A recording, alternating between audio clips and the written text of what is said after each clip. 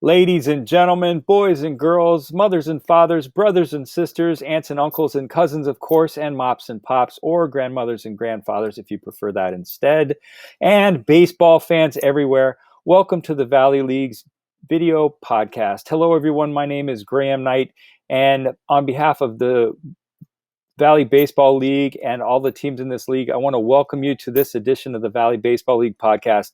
Boy, do we have a treat for you. As you know, we're working our way through the Southern Division teams. Just a reminder, they are the Harrisonburg Turks, the Waynesboro Generals, the Charlottesville Tom Sox, the Stanton Braves, and today, the Covington Lumberjacks. They round out the Southern Division. So right now, we're going to introduce you to Mark Pifer, who is with Joe Harmon. Hey, thanks, Graham, and thank you, everyone, for joining us today. Mark Pifer, General Manager of the Covington Lumberjacks. Thank you for joining us. It's good to have you here today. Good to be here.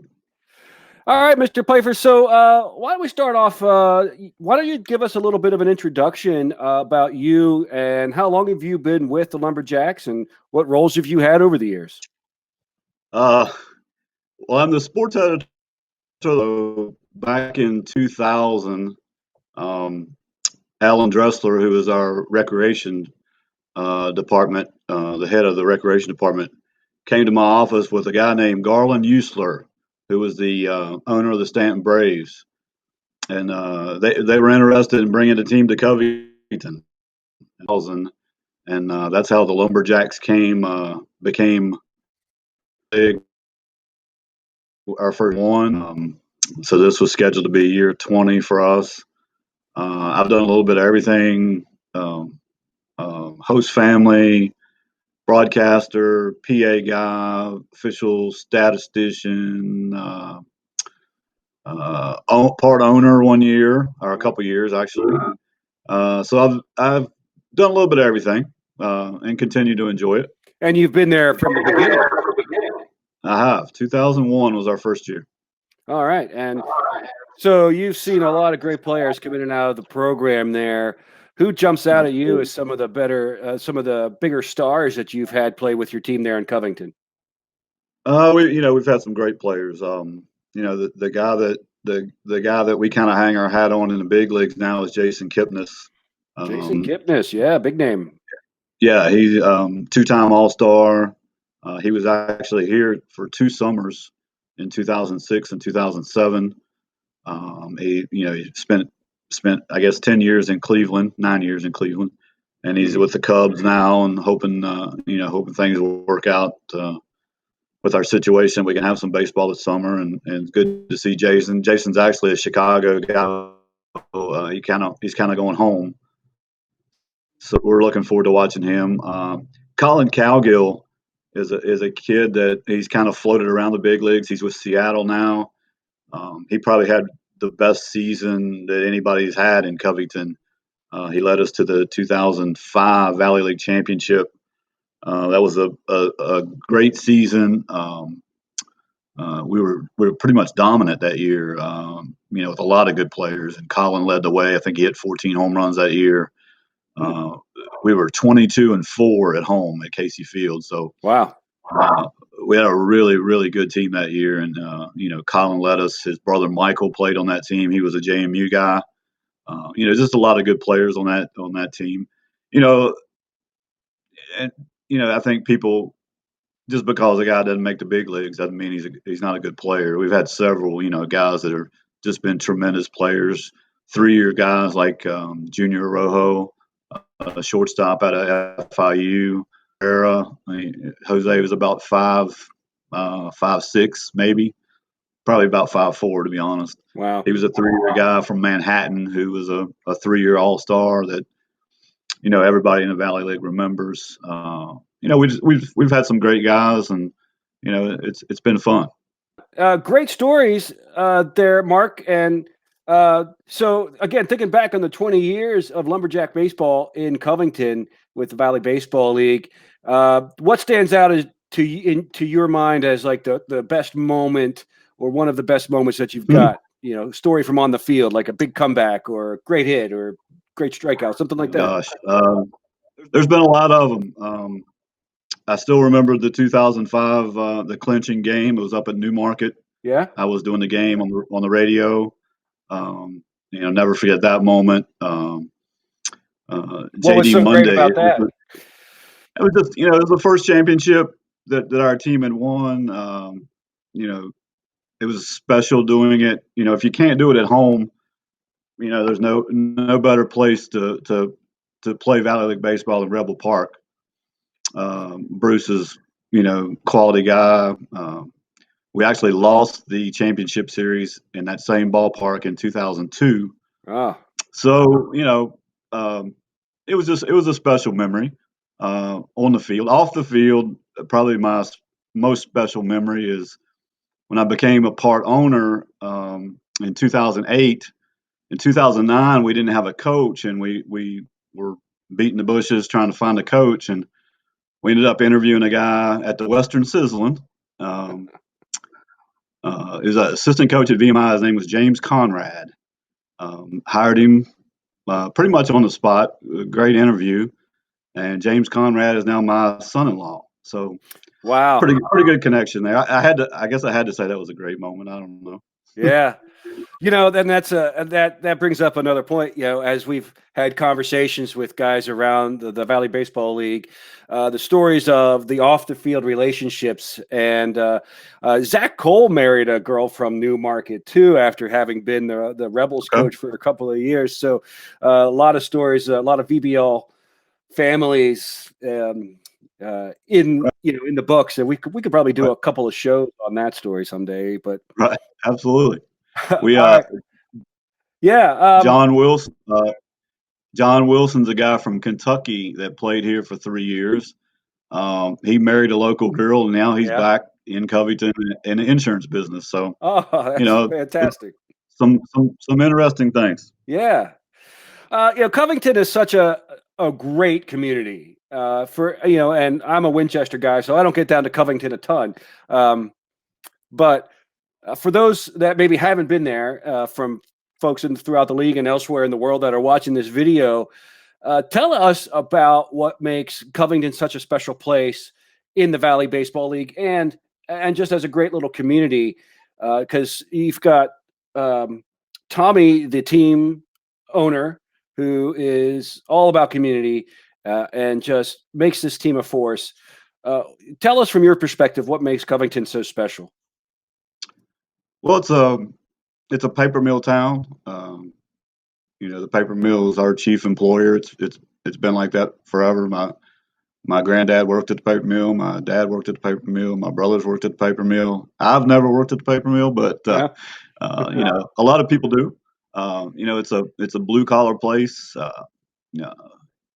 Good place to raise a family. I've been here for most of my 56 years. And Tommy, the Lumberjacks, I guess, have went through 4 sets of owners. Garland started it here in Covington. Jason Hemmentaler and Clyde Hemmentaler, his dad, bought it. And then we had for a short period of time, we had a little group that ran things. And then Tommy came in and decided, he wanted to make a bid for it. And, a lot of the guys helped him out. I still help him out. Tommy is a businessman here in Covington that's done a little bit of everything, and it's the Lumberjacks are his way of giving back. We don't charge admission. That was something that Tommy was big. That was something Tommy was big on. He didn't want a family of 4 having to pay $15, $20 to get in the ballpark. He wanted them to have something to do. If they wanted to spend $15, get a few hot dogs and some drinks and some peanuts and enjoy baseball. And we're still like that. We still don't charge until we get to the playoffs when we have to. But it's something that a lot of families have grown up in the bleachers at Casey Field. My mom, who was she's passed away now. She was never a big baseball fan, but she was a Lumberjack fan. Paul Seipel, who's my stepfather, he's also passed away now, but he sat in the same spot right beside the press box for years and years and years as a scout for the Reds, and just a baseball mouth. I still remember talking to Paul and Mo Weber on the field one night, and it's just amazing the baseball knowledge that was in that conversation, not including me, between Mo and Paul. I mean, it's a baseball fan's dream to be able to talk to people like that. Yeah, I can imagine. I would love to hear more Mo Weber stories from you. But first, let's take a quick break. We're going to hear from one of our sponsors, and we'll be right back. Hey, just want to interrupt the conversation for a couple of small business items. First, want to encourage you all to subscribe, like, and share us. By subscribing to our YouTube channel, you'll help us do a couple of things. You'll help us keep you informed on when we post new material. And by liking and sharing us, you'll help us share some of the excitement that happens in the Valley League with people who may not know about it. I also want to take a few minutes to pay tribute to one of our great sponsors, Grace Burrows. Grace has sponsored our live streams for the past 2 years now. Without her, none of our live streams would have been possible. She's got a new book coming out at the end of April. Take a look.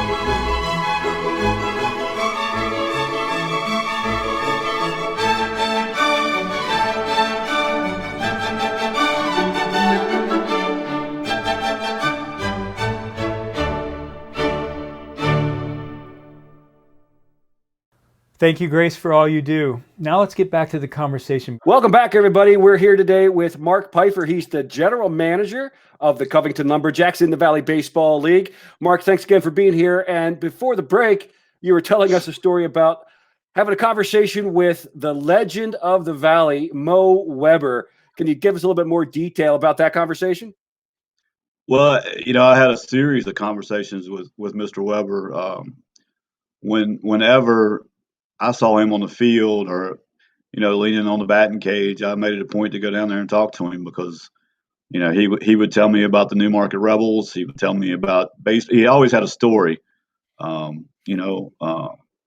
like all the old time baseball guys that they could sit and tell you stories forever. And, I never got tired of that. And between him and my stepfather, Mr. Seipel, the stories were just endless that they could tell you about baseball in Virginia, baseball in Western Virginia, and just, baseball in general. Well, amazing. And also you mentioned that you got a story about one of the first guys from the Lumberjacks that went on to the majors. Can you tell us a little bit about him? Who was Sure, absolutely. Carlos Guevara, not a household name. 2002, he was with us. He came from St. Mary's down in Texas as a D2 school. And, I just talked to him the other day for a story that was printed in our newspaper. Carlos came to Covington kind of searching. He had developed a screwball, and he said it was really nothing more than a pretty good changeup, and he was able to get people out. But he said in Covington one day he was just warming up before the game, just playing catch, and somehow he changed his grip, and he threw a pitch. And he said the guy that was receiving the pitch, the guy was catching it, couldn't catch it. The bottom dropped out. And he said, just throw that back to me real quick. Let me try that again. And he did it again. And he said, I immediately went to the coach and said, I have to pitch tonight. And the coach put him in that night. The screwball became his weapon. He was an all-star, led us to the league championship series that year, ended up getting drafted the next year by the Reds. Has some injury and made the big leagues in 2008. Padres. He played pitched 10 games, got hurt again, and that was it.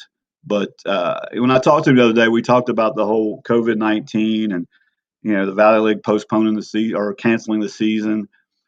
And he said, the shame of it is, I may never have made the big leagues if I hadn't been in Covington. And he said I was a D2 player. I may never got noticed. I may never have held my hand the way I did when I made that pitch that changed my life. And I think that's the kind of little stories that you focus on, and it's what the Valley League's all about: developing players, developing umpires, developing everybody, developing broadcasters, whatever.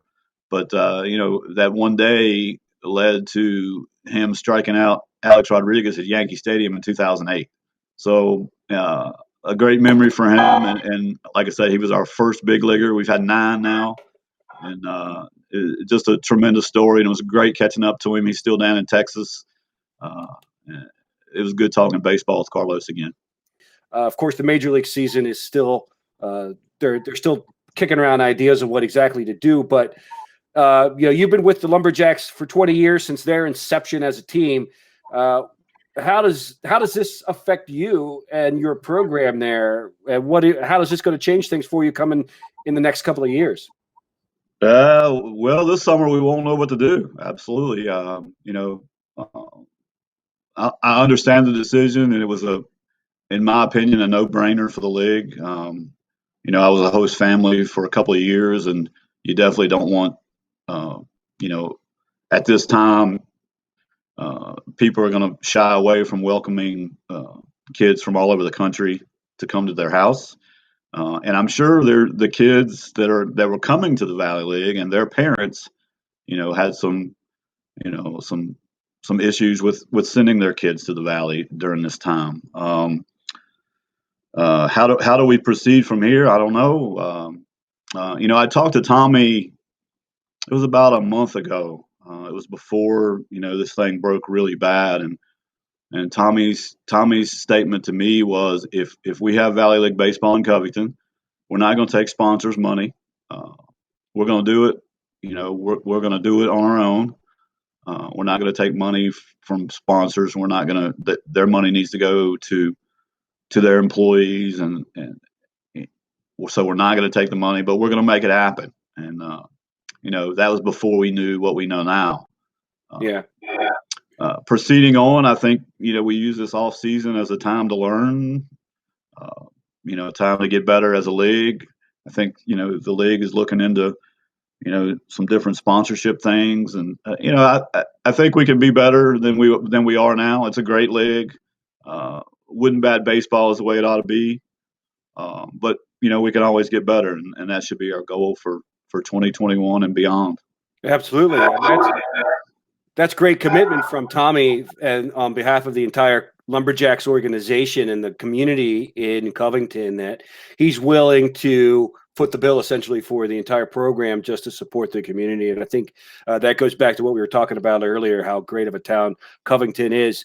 So, Mark, before we sign off here, do you have any final thoughts that you'd like to share with the Covington baseball community, the VBL community at large, or viewers anywhere that you have a chance to talk to here?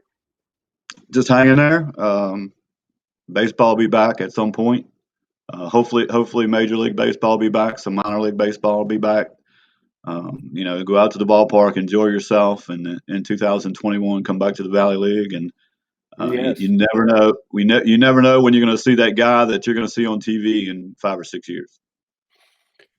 Well, yeah, you definitely don't know. That's the beauty of the Valley Baseball League. You could be sitting at any one of our 11 stadiums on any one night, and you see a Division II guy who figures out how to throw a screwball in the bullpen before the game and goes on to a major league career. Lightning can strike twice, no doubt about it. Mark Pifer, General Manager of the Covington Lumberjacks, thank you so much for joining us today. It's been a real pleasure. Great stories. And hope you and your family and everyone in Covington continues to stay safe. And we look forward to seeing you on the field again next year. You as well. Thank you. Thank you guys for what you're doing for the Valley League. Hey, thank you for joining us. All right, Graham, that's it for here. Back to you. Hey, thanks, Joe. Thanks, Mark. Speaking of lightning striking twice, I just want to share a story out of Front Royal. Last year, I happened to be in Front Royal in early June, and they were inducting two Major League players into the Front Royal Cardinals Hall of Fame, Dana Allison and Roberto Hernandez, who started pitching in Front Royal. That's where he made his transition, and he's one of only 11 guys to go from to appear in over 1,000 Major League Baseball games. So it's great to hear the stories from Mark about the Covington Lumberjacks. And I'm always touched. I guess one of the things I want to say before we say goodnight is in doing these podcasts, I've really been touched by the concept that one of the things that happens is there are these really lifelong bonds that develop between the coaches of the Valley League and the players who played in this league, whether or not they go on and play in the majors. One of the takeaways are the friendships that develops. So on behalf of the Valley Baseball League and all the teams in this league, I want to thank Joe Harmon for all his hard work. I want to thank Mark Pifer for being with us today. And I want to thank all of you. And I want to wish you all perfect health and a safe return to the baseball diamond and a speedy one as well. We'll see you tomorrow night.